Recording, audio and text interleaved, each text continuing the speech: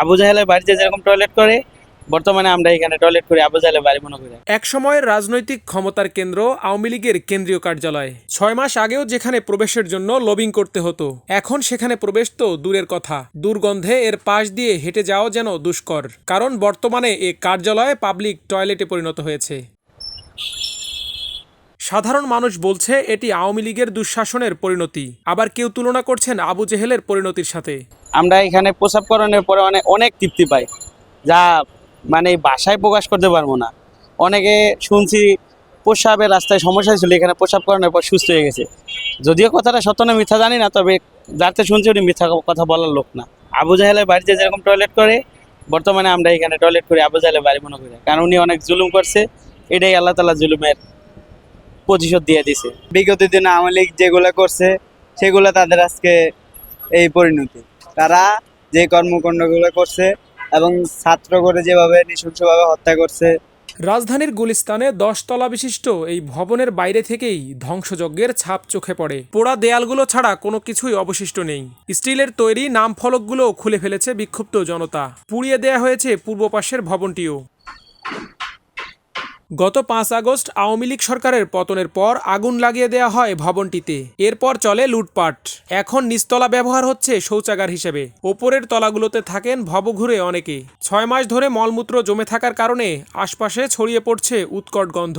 এর জন্য ভবনের সামনের সড়কে নাক চেপেও হাঁটা দায়।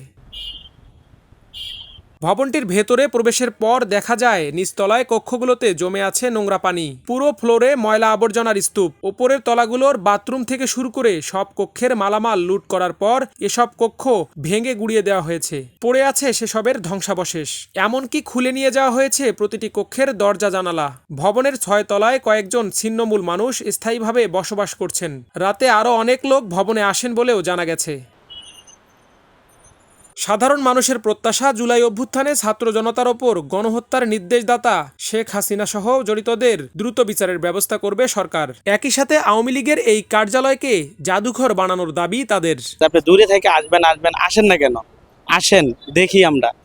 আমরা বিচার করে যাবো না, আসলে কেমনি করুক। আমরা চাই প্রত্যেকটা নেতা, প্রত্যেকটা আওয়ামী লীগের লোকজন আসুক, আসলেই তো বিচার হবে। হাতের ধরা ছোঁয়ার বাইরে তো আর বিচার হবে না। গণভবনকে যেরকম আপনারা জাদুঘরের মতো রূপান্তর করতেছেন, আপনাদের কাছে আমাদের চাওয়া পাওয়া হলো এই বর্তমান আওয়ামী লীগের যে কার্যালয় আছে সেটাও একটা জাদুঘরের মতো, এটাকেও একটা আপনারা গ্যাজেট পাস করেন বা যেভাবে একটা বিল পাস করে হলেও এই জিনিসটা আমাদের জন্য, আমাদের আগামী প্রজন্মের জন্য আপনারা রেখে দিবেন।